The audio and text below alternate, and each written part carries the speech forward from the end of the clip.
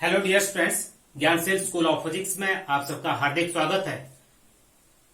तो स्टूडेंट्स, आज का जो टॉपिक हम स्टार्ट करते हैं एक छोटे से कॉन्सेप्ट को लेके। आप ब्लैक बोर्ड पे ध्यान दीजिए, मैं आपके लिए एक प्रॉब्लम लेके आया हूँ। आप गौर कीजिए इस प्रॉब्लम पे। मेरे पास एक ऑब्जेक्ट है, राइट। ऑब्जेक्ट है और वो कहाँ पे पोजिशन है, एक पॉइंट ए, और इस ऑब्जेक्ट के ऊपर मैंने फोर्स अप्लाई कर दिया, conservative force. You know that मैंने इसके ऊपर 5 न्यूटन कंजर्वेटिव फोर्स अप्लाई किया, राइट। और जो ऑब्जेक्ट है, जो मैंने फोर्स 5 न्यूटन अप्लाई की, और ऑब्जेक्ट जो है कहां मूव कर गया, यहां बी, और यहां पे जो डिस्टेंस है that is 5 meter, right. And then फिर मैं इसको कहां ले आया, बी टू ए, और यहां पे जो डिस्टेंस कवर हुआ that is 7 meter, right?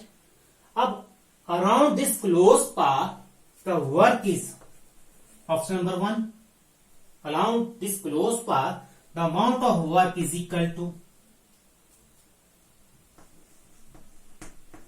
25 joule. Work is equal to 5 joule. Work is equal to 7 joule. Work is equal to 0 joule. Option A, B, C, D. थोड़ा गौर कीजिए कौन सा सही आंसर रहेगा। आपसे पास मान लीजिए किसी कॉम्पिटेटिव एग्जाम में क्वेश्चन पूछ लिया गया है, आपने किसी ऑब्जेक्ट के ऊपर conservative force that is equal to 5 newton उस ऑब्जेक्ट के ऊपर अप्लाई किया, और जो ऑब्जेक्ट जो है पहले कहां ले गए उसको position A to B, 5 meter distance, and then B to A. Finally फिर हम उसको बी से फिर दोबारा ए पे लेके आ गए, तो बी टू ए का जो डिस्टेंस है दैट इज 7 मीटर। अब आपसे पास पूछा गया है कि how much work is done, आपके द्वारा जो किया गया वर्क है वो कितना होगा, उसकी वैल्यू क्या होगी, क्या 25 joule, 5 joule, 7 joule and 0 joule. There are so many options is there. अब आपको सोचना है, कॉन्सेप्ट अप्लाई करना है कि इस केस में वर्क क्या होगा। जब मैंने आपको इलेक्ट्रिक पोटेंशियल का जो आर्टिकल था, जब उस वक्त एक्सप्लेन किया था, बहुत अच्छे ढंग से कॉन्सेप्ट क्लियर किया था आपको। जो आपके वर्क एनर्जी थ्योरम का केस आपको अगर ध्यान है तो उस केस में मैंने क्या कहा था, जो work done by conservative force, जो work done by conservative force around a close path is always 0। जो वर्क है अराउंड ए क्लोज पाथ, किसके द्वारा, जब कंजर्वेटिव फोर्स हम अप्लाई करते हैं किसी ऑब्जेक्ट के ऊपर, then around the close path तो work is always equal to 0। तो नो नीड टू बी किसी भी कैलकुलेशन, किसी भी फॉर्मूला पे जाने से पहले हमने कॉन्सेप्ट क्लियर है तो we immediately tick on this one, क्योंकि आई नो दैट, और मेरे को मालूम है कि आपको भी मालूम है कि work done by conservative force is always 0 होता है। किस केस में, around a close path, around close path, right. तो this is very important, very interesting concept, और ऐसा ही हम आज के आर्टिकल में भी कुछ ऐसा ही अटेम्प्ट करने जा रहे हैं। और similar case is there. Today we are going to prove that work done for test charge over close path is 0, right. किसी टेस्ट चार्ज को हमने मूव करना है under the influence of the electric charge, किसी charge की field में, और around a close path, तो then we have to prove that जो वर्क होगा उस केस में वो 0 होगा। चलिए इस क्वेश्चन को अटेम्प्ट करते हैं और प्रूव करते हैं जो वर्क होगा दैट इज इक्वल टू 0। तो स्टूडेंट्स, बहुत कॉम्प्लेक्स आर्टिकल, इस कॉम्प्लेक्स आर्टिकल को मैंने 2 भागों में बांट दिया, that is part 1 and then part 2।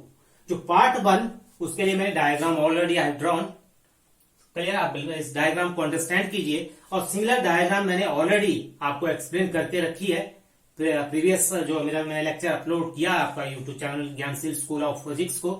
क्योंकि यदि आपको नोटिफिकेशन रिसीव हुआ, आपने सब्सक्राइब किया होगा, आपको नोटिफिकेशन मिला होगा, और आपने उस आर्टिकल को अवश्य ही अंडरस्टैंड किया होगा। जो स्टूडेंट्स इस वक्त जिन्होंने मेरा चैनल जो है ज्ञानशील स्कूल ऑफ फिजिक्स को अगर सब्सक्राइब नहीं किया है तो जल्दी से फटाफट उसको सब्सक्राइब कर लीजिए, राइट। क्योंकि इसके बाद मैं और भी इंटरेस्टिंग आर्टिकल आपके लिए लेके आने वाला हूं।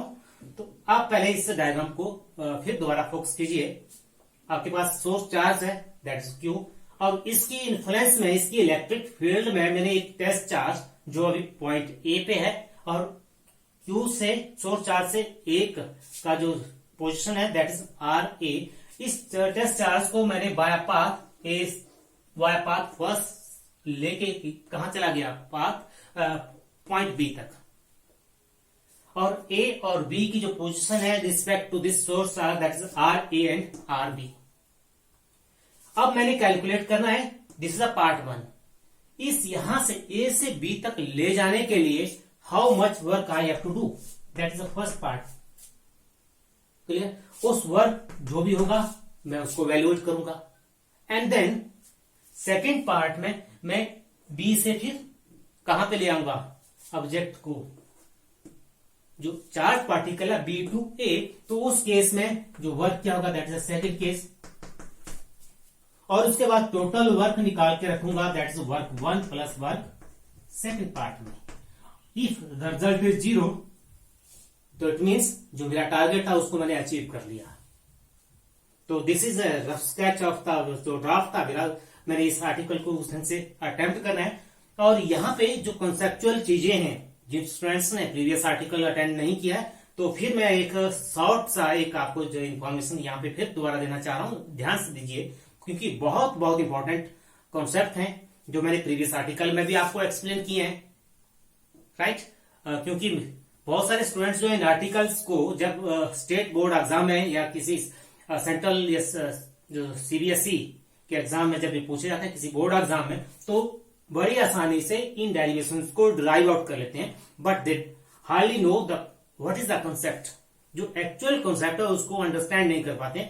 यहां पे जो मेरा मोटिव है, तो आपको हर चीज को जस्टिफाई करना है, राइट? तो यहां पे इस आर्टिकल को अटेंड करने से पहले हमें आपको कंजर्वेटिव फोर्स का केस तो मैंने आपको एक्सप्लेन कर दिया, राइट? जो कंजर्वेटिव जो फोर्स जब किसी ऑब्जेक्ट के ऊपर हम अप्लाई करते हैं, तो अराउंड ए क्लोज पाथ जो वर्क होगा वो क्या होता है, 0 होता है, दिस द फैक्ट। अब दूसरा जो मेन कॉन्सेप्ट है, यहां पे चार्जेस की बात हो रही है, दो चार्जेस के बीच की इंटरेक्शन, राइट? दो चार्जेस के बीच की इंटरेक्शन हो रही है यहाँ पे। आप फिर इस पे गौर कीजिए, आपके पास दिस चार्ज और here is a charge, another charge, इन दो चार्जेस के बीच की इंटरेक्शन हो रही है। अगर यहां पे इस चार्ज ए और V, right, this is a point charge, ये आपके पास वेरी वेरी स्मॉल, और ये जो चार्ज है इसके कंपैरिजन में लार्ज चार्ज है, right? This is source charge और this is a unit charge that have value near to 0। Then what happen, अब ये सोर्स चार्ज है आपके पास, ये जो चार्ज बी है, यदि आप इसको थोड़ा सा मूव करें, मीन थोड़ी सी भी फोर्स करके अप्लाई कर दें नियर टू 0, या न्यूटन अगर इसके ऊपर अप्लाई करें, तो चार्ज अपने आप ही मूव कर जाएगा इस डायरेक्शन में, क्योंकि इलेक्ट्रोस्टैटिक फोर्स ऑफ रिपल्सन इस डायरेक्शन में है। तो यू हैव टू नीड, आपको वर्क नहीं करना पड़ेगा। The same case is that, आपके पास कोई रिवर है, रिवर इस डायरेक्शन में फ्लो हो रही है, right? This the direction of the river flow, और यहां पे कोई आपके पास क्या है, एक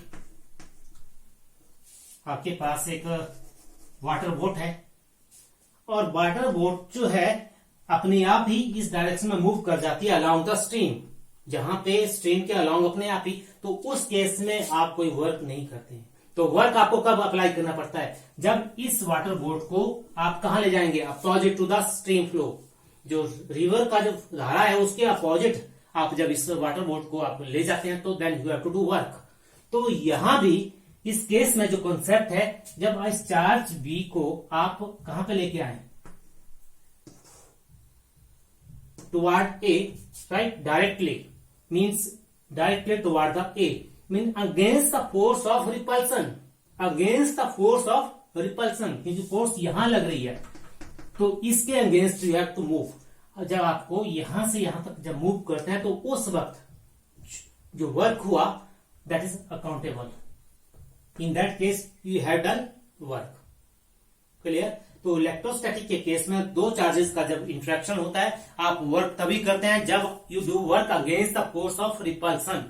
ओके, इस पॉइंट को आप नोट कर लीजिए, क्योंकि सिमिलर कॉन्सेप्ट बहुत इंपॉर्टेंट कॉन्सेप्ट, ये बहुत इंपॉर्टेंट कॉन्सेप्ट है, आपको मैंने प्रीवियस आर्टिकल में भी अच्छे ढंग से एक्सप्लेन किया है। चलिए आप इस डायग्राम में इन कॉन्सेप्ट्स को अंडरस्टैंड करने की कोशिश करते हैं। राइट, जब चार्ज का जो डिस्प्लेस आपका जो पाथ है that is A to B, गौर कीजिए ए टू बी जो पाथ है अलोंग दिस, जो प्रीवियस आर्टिकल हमने किया था, क्योंकि over this path we have to consider small segment that is a DL, हमने एक स्मॉल सेगमेंट डीएल कंसीडर किया like this is a small segment, क्योंकि over this path that is A और B, एक स्मॉल सेगमेंट लिया, और small segment क्योंकि displacement ये है, और जो इलेक्ट्रोस्टैटिक फोर्स की जो नेचर है वो आपकी कहां है, इस डायरेक्शन में, आपकी जो इलेक्ट्रोस्टैटिक फोर्स इस डायरेक्शन में अप्लाई हो रही है, तो you have to move the charge particle along this path opposite to the electrostatic force. Right, इस डायरेक्शन में, परंतु पाथ तो यहाँ पे है, तो इट मीन्स यहाँ पे ये जो कंपोनेंट है, यहाँ पे कौन, इस जो एलिमेंट है, इसका जो लेंथ एलिमेंट है, यहाँ पे इसका कंपोनेंट हमने कैलकुलेट करना है, तो हम क्या करते हैं, राइट एंगल ट्राइंगल का कॉन्सेप्ट अप्लाई करते हैं। राइट, राइट एंगल ट्राइंगल का कॉन्सेप्ट अप्लाई करते हैं, तो दिस इज, ये आपका बेस आ गया, दिस इज अ बेस और दिस इज अ परपेंडिकुलर, तो बेस और हाइपोटेन्यूज का जो है आपका cos theta, if theta is, तो cos theta that is base, base मान लीजिए आपके पास दिस इज अ बेस, तो क्या आ जाएगा, base over hypotenuse that is a DL, तो इट मीन जो बेस है that is equal to DL cos of theta. Right, जो यहां का जो साइज है that is equal to DL cos of theta. Right, तो यहां पे जो डी आर होगा वो किसके बराबर होगा, डीएल कॉस ऑफ थीटा। अब हमारा जो डिस्प्लेसमेंट अलोंग दिस, हमने इसको अलोंग दिस पाथ, अब हम इसकी इलेक्ट्रोस्टैटिक जो अब इसके हम अलोंग दिस पाथ अब जब हम वर्क करेंगे दैट इज कंसिडरेबल।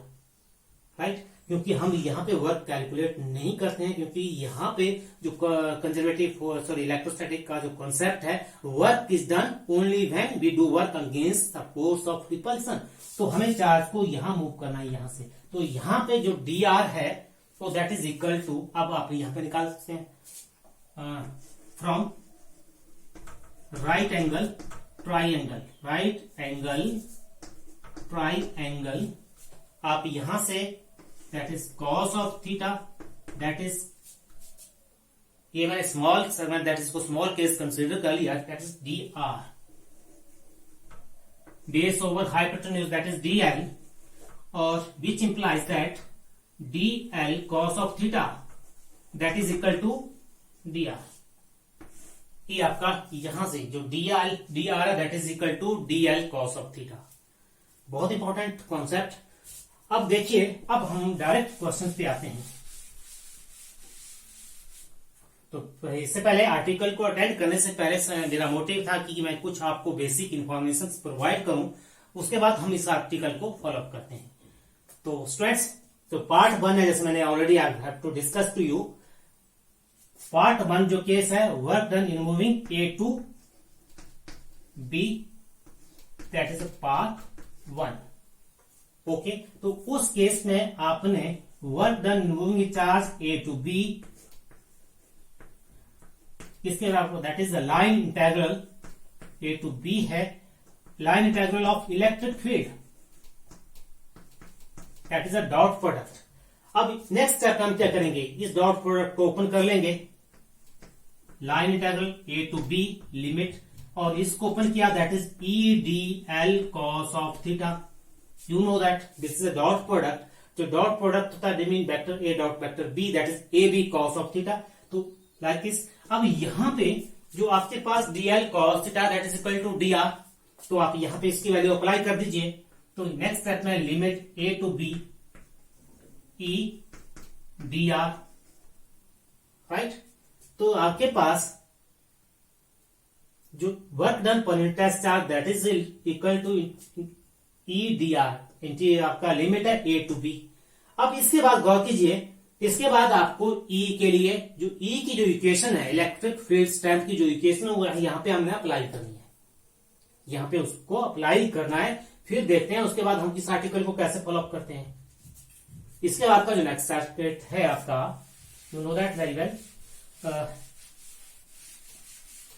अटेम्प्ट करते हैं इसको। नेक्स्ट जो हमारे पास रहेगा that is equal to A to B. You know that electric field की इक्वेशन आपको मालूम है, 1/4πε0 Q ओवर R स्क्वेयर, और साथ में क्या है, dr। ओके, इसके बाद नेक्स्ट स्टेप आप देखिए, गौर कीजिए इस इक्वेशन पे ध्यान से दीजिए। इसके बाद जो नेक्स्ट स्टेप क्या होगा आपका, क्योंकि इंटीग्रेशन किसके साथ है, इन रिस्पेक्ट ऑफ dr, तो r के फिजिक जितने पैरामीटर सब इंटीग्रेशन में रहेंगे, बाकी सब हम बाहर अप्लाई कर देंगे। तो वही हम करने जा रहे हैं। तो आपके पास q ओवर 4πε0 ये इंटीग्रेशन से बाहर, और limit a to b 1/r² dr, right. अब यहां पे इसके बाद मैं क्या करूंगा, इसके बाद q ओवर 4πε0, क्योंकि अब इंटीग्रेशन को सॉल्व आउट कर रहा है, तो सिंपल मैं क्या करूंगा, इसको इस आर स्क्वायर जो नीचे डिनोमिनेटर में इसको ऊपर ले जाऊंगा, तो integral of a to b आ गया r-2 dr। Step by step हमने इसको फॉलो अप करना है। अब हम इसको, क्योंकि दिस इज द सिंपल आपका पावर रूल है, इंटीग्रेशन का पावर रूल, जो x power n that is xn+1 over n+1 का जो पावर रूल है, वो हम इसको अप्लाई करने वाले हैं यहां पे। क्योंकि आपके पास जो पावर रूल है that is integral of xn dx, आपके पास होता है xn+1 ओवर n+1। क्लियर, ये आपका पावर रूल है। तो इसके बाद आपका जो नेक्स्ट स्टेप क्या रहेगा, is equal to q over 4πε0, जब इसका इंटीग्रेशन मीन्स r पावर -2 है, क्योंकि here n is equal to -2, तो -2 + 1 ओवर -2 + 1 वो क्या हो जाएगा आपके पास, r-1 ओवर -1, और मॉड में चला गया आपके पास। अब यहां पे लिमिट आपकी कहां पोजीशन चेंज हो रही है, RA to RB, mean A to B, जो respective position with source charge that is RA and RB। अब लिमिट में यहां पे A की जगह RA और RB। ओके, अब इसके बाद इस मोड को ओपन कर लूंगा, एंड देन माइनस साइन बाहर आ जाएगा, तो -q ओवर 4πε0, r-1 है तो इसको 1 over r, right. And then mod है आपके पास RA to RB। Next ε0, r की जगह upper limit minus lower limit, इसको ओपन कर देंगे मॉड को, then 1 over RB minus 1 over RA, right. तो आपके पास this is a work done, ये आपका, और जब, क्योंकि यहां पे आप इसको लिखते हैं work done per unit A to B per unit test charge that is equal to this one, और इसको आप इक्वेशन नंबर 1 दे दीजिए। This is case of part 1, right. अगर नहीं है तो इस इक्वेशन को, जैसे यहाँ पे नेगेटिव है तो इसको इक्वेशन अगर नहीं करना तो इसको आप क्या कर सकते हैं नेक्स्ट स्टेप में, that is equal to minus sine को, तो q over 4πε0 1 over RA minus, क्योंकि a माइनस हो जाएगा a प्लस हो जाएगा, 1 ओवर RB, और ये इक्वेशन नंबर आपकी set first equation, right. Work done per unit test charge that is equal to q over 4πε0 bracket में 1 over RA minus 1 over RB। क्योंकि ये एक्सप्रेशन किसके लिए है, work done by conservative forces के केस पे है। जब हम इसको अगर मान लीजिए एक्सटर्नल एजेंट की बात करें तो दैट इज द नेगेटिव हो जाएगा, तो उस केस में क्या हो जाएगा, नेगेटिव हो जाएगा। परंतु हियर जो हमने केस को जो फॉलो अप किया है by taking the concept of the conservative force, right. अब इसके बाद दिस द पार्ट 1, अब हम पार्ट 2 पे आने वाले हैं। अब पार्ट 2 में हम क्या करेंगे, फिर उसके बाद क्वेश्चन को आप डिवाइड कर दीजिए, that is a part second. Part second में अब हमने क्या करना है, ऑब्जेक्ट को कहां से लेके आएंगे, B to A by path second. By path second B to A का केस है, पाथ नंबर सेकंड का। सिमिलरली सिमिलरली का मतलब हुआ कि सिमिलर कंसेप्ट हम जैसे जैसे स्टेप हमने पार्ट नंबर 1 में डिस्कस किए वैसे वैसे ही स्टेप इसमें रहेंगे। तो सिमिलरली जो work done in moving A to B था, इस केस में अब क्या आ जाएगा, moving B to A for unit test charge that is equal to Q over, मेरे साथ रिपीट करते रहिए, 4 पाई एप्सिलॉन नॉट, रिपीट करते रहिए, क्या हो जाएगा, जो आर बी प्लस का है ये प्लस का हो जाएगा और R 1 over R A minus का हो जाएगा क्योंकि साइन चेंज हो जाएंगे, राइट। तो 1 over R B minus 1 over R A, और इसको हम इक्वेशन नंबर सेकंड दे दें क्या, इक्वेशन नंबर सेकंड। अब देखिए इसके बाद हम क्या करेंगे, इसके बाद हम क्या करेंगे, इसके बाद आप कहिएगा क्या करेंगे, इन दोनों इक्वेशन को बाय एडिंग 1 एंड 2, इसके बाद हम क्या करने वाले हैं, बाय एडिंग 1 एंड 2, 1 और सेकंड इक्वेशन को आप ऐड कर लीजिए।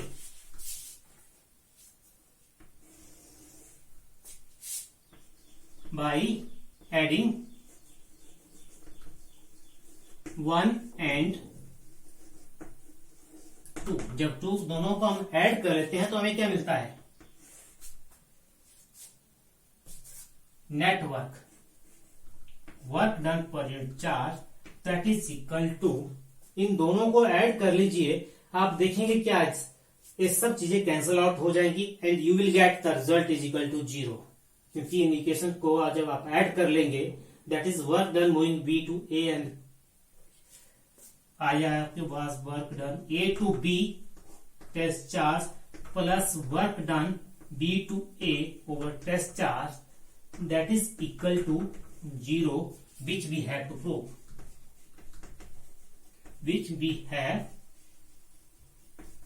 right। तो स्टूडेंट्स बहुत इंपॉर्टेंट आर्टिकल, बहुत इंटरेस्टिंग आर्टिकल। आप देखा कि इस आर्टिकल को हम किस तरह से दो पार्ट्स में पहले डिवाइड किया, पहले पार्ट 1 को डिस्कस किया, फिर पार्ट 2 को डिस्कस किया, क्योंकि इस पार्ट 2 को हमने सिमिलर पैटर्न में ही हमने डिस्कस किया।